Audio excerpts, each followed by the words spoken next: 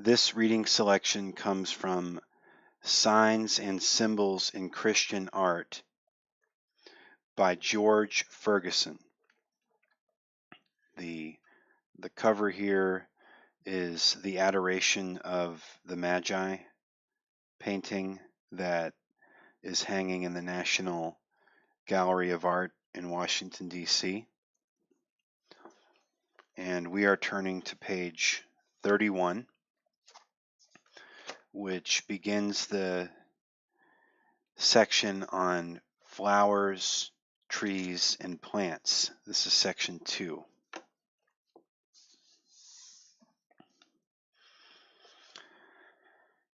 The acacia is a symbol of the immortality of the soul. The almond is a symbol of divine approval or favor. This symbolism is based upon Numbers 17, 1 through 8, in which it is told how Aaron was chosen to be the priest of the Lord through the miracle of his budding rod. And behold, the rod of Aaron for the house of Levi was budded, and brought forth buds, and bloomed blossoms, and yielded almonds. It is with reference to this passage that the almond became a symbol of the Virgin Mary. In pagan mythology, the anemone was a symbol of sorrow and death. Such a belief was based upon the legend of Adonis, who is believed to have died on a bed of anemones, which then turned from white to red. Christian symbolism has also attributed to the anemone the suggestion of illness. The anemone may be depicted in scenes of the crucifixion or in conjunction with the Virgin Mary to show her sorrow for the passion of Christ.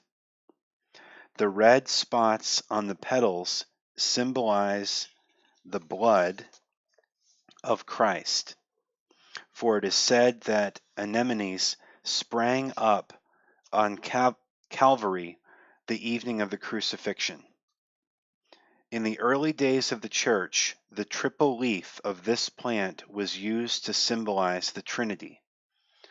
All right, on page 33, there is a painting by Carlo Crivelli, Madonna and Child, hanging in the National Gallery of Art in Washington.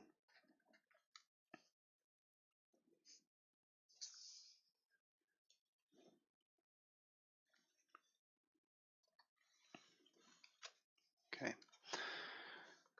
back to page 32, apple.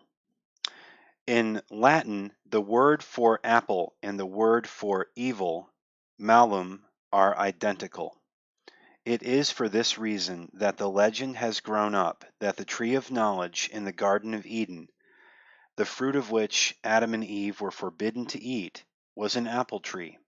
Genesis 3:3. In pictures of the tempting of Eve by the serpent in the Garden of Eden, Eve is generally shown with an apple in her hand, offering it to Adam. The apple may also be symbolic of Christ, the new Adam, who took upon himself the burden of man's sin. For this reason, when the apple appears in the hands of Adam, it means sin. But when it is in the hands of Christ, it symbolizes the fruit of salvation. Such interpretation is based upon the Song of Solomon 2:3. As the apple tree among the trees of the wood, so is my beloved among the sons. I sat down under his shadow with great delight, and his fruit was sweet to my taste. This passage has been interpreted as an allusion to Christ. As Christ is the new Adam, so, in tradition, the Virgin Mary is considered to be the new Eve, and for this reason, an apple placed in the hands of Mary is also considered an allusion to salvation. 3 apples are an attribute of Saint Dorothea. Okay. So here in this image, is that the apple? Or is that the apple? I'm not sure.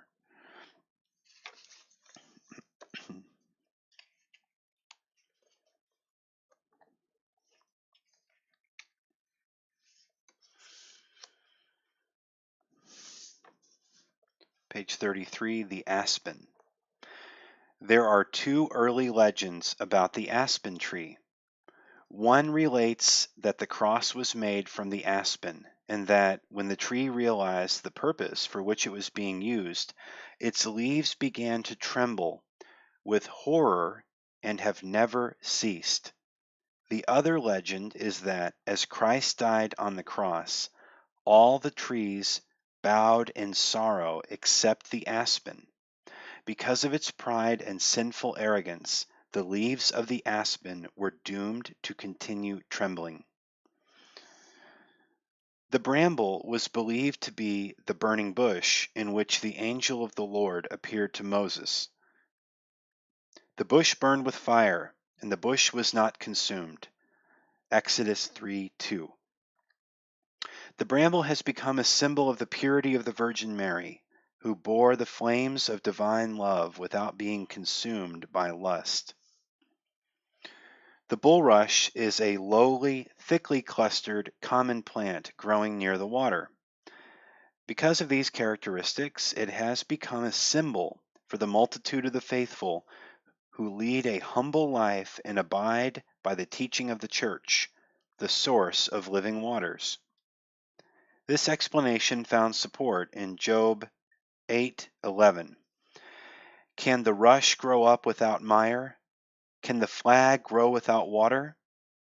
Also, since the infant Moses, and Moses is taken as the forerunner of Christ, was found in the bulrushes, they have come to be connected with the place whence salvation came.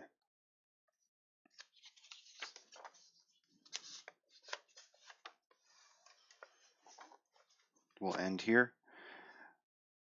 Page 34, the carnation. Okay. The red carnation is a symbol of pure love.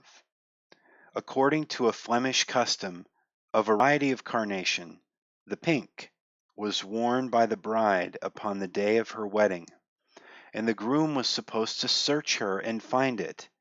From this custom, the pink has become a symbol of marriage. Newlyweds are often shown carrying a pink in their hands.